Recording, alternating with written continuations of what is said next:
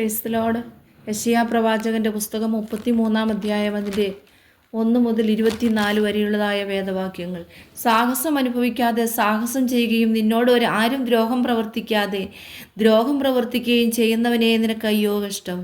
നീ സാഹസം ചെയ്യുന്നത് നിർത്തുമ്പോൾ നിന്നെയും സാഹസം ചെയ്യും. നീ ദ്രോഹം പ്രവർത്തിക്കുന്നത് മതിയാക്കുമ്പോൾ നിന്നോടും ദ്രോഹം പ്രവർത്തിക്കും. യഹോവേ, ഞങ്ങളോട് കൃപയുണ്ടാകണമേ, ഞങ്ങൾ നിന്നെ കാത്തിരിക്കുന്നു. രാവിലെ തോറും നീ അവർക്ക് ഭുജവും കഷ്ടകാലത്ത് ഞങ്ങൾക്ക് രക്ഷയുമായിരിക്കണമേ. കോലാഹലം ഹേതുവായി വംശങ്ങൾ ഓടിപ്പോയി. നീ എഴുന്നേറ്റപ്പോൾ ജാതികൾ ചിതറിപ്പോയി. നിങ്ങളുടെ കവർച്ച തുള്ളൻ ശേഖരിക്കുന്നത് പോലെ ശേഖരിക്കപ്പെടും. വെട്ടുകിളി ചാടി വീഴുന്നത് പോലെ അവർ അതിന്മേൽ ചാടി വീഴും. യഹോവ ഉന്നതനായിരിക്കുന്നു, ഉയരത്തിലല്ലോ അവൻ വസിക്കുന്നത്.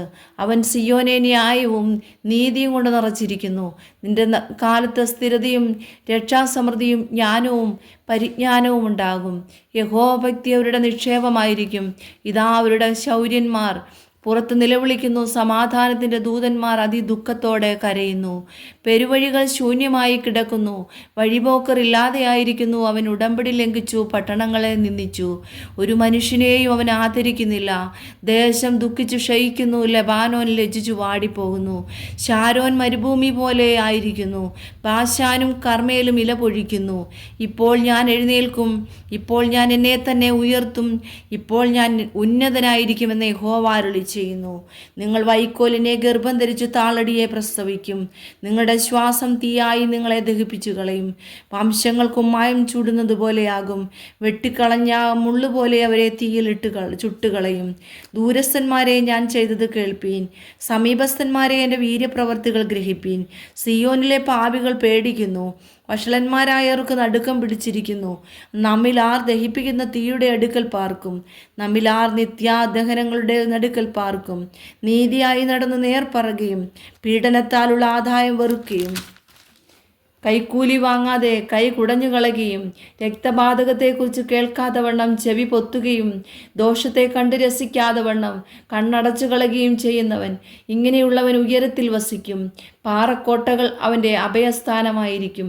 അവൻ്റെ അപ്പം അവന് കിട്ടും, അവന് വെള്ളം മുട്ടിപ്പോകുകയുമില്ല.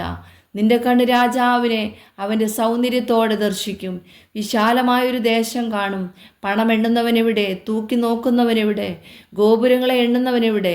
എന്നിങ്ങനെ നിന്റെ ഹൃദയം ഭീതിയെക്കുറിച്ച് ധ്യാനിക്കും. നീ തിരിച്ചറിയാത്ത പ്രയാസമുള്ള വാക്കും നിനക്ക് ഗ്രഹിച്ചുകൂടാത്ത അന്യഭാഷയുമുള്ള ഉഗ്രജാതിയെ നീ കാണുകയില്ല. നമ്മുടെ ഉത്സവങ്ങളുടെ നഗരമായ സിയോനെ നോക്കുക.